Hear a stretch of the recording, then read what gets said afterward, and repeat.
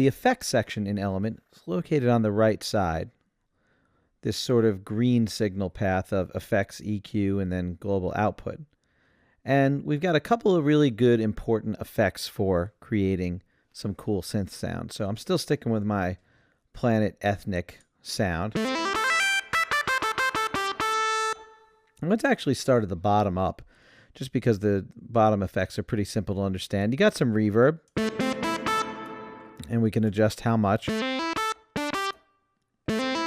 So pretty basic reverb for your synth sound. How much chorus modulation you want in your mix to really throw some chorus effect in there. Great for some pads, but also really good for leads.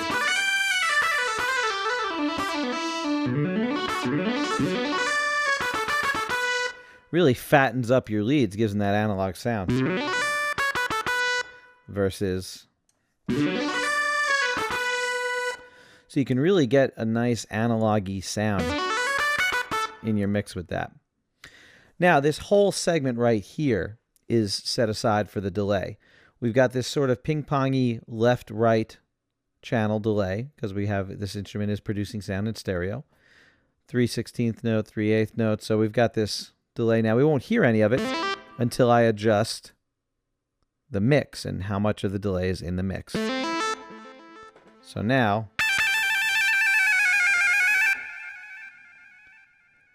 And we can make it, you know, quarter notes and eighth notes if I want.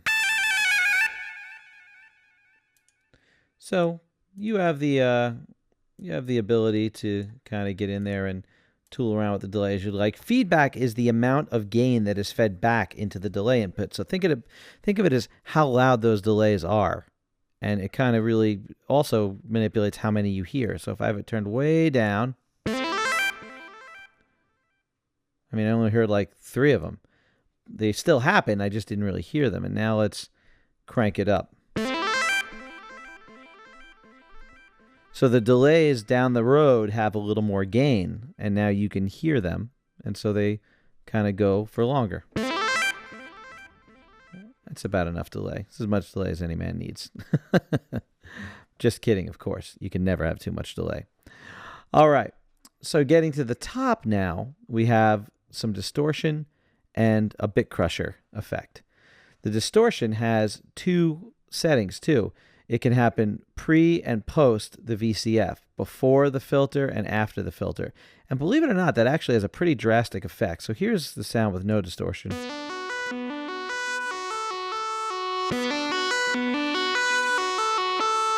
And as I crank it up, you can hear that distortion. That sound's starting to get distorted a little bit. And if I change it from the pre-filter to post-filter, pre-filter, think about it, it distorts it before it ever gets to the filter. So a lot of that distortion is being filtered out as well. So if you do it post-filter, then you're applying distortion to a different signal. So let's listen to it.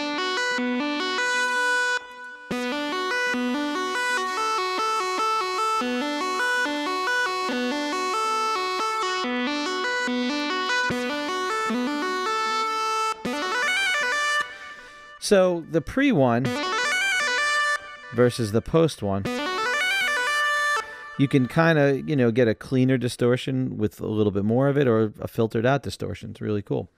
And the bit crusher is simulating reducing the amount of data that can represent this sound by bits, so you get an old school sound. So it's really sounds like another type of distortion, because if you have less bits to represent the sound, it's going to distort a little bit. It's going to be squared off.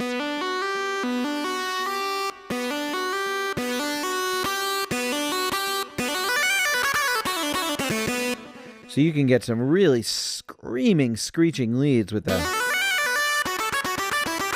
Yeah, and we see my output levels are really peaking. I'm distorting the heck out of it and crushing it up and mixing it up. So you can get really screaming leads with this distortion and bit crusher, the whole effects rig.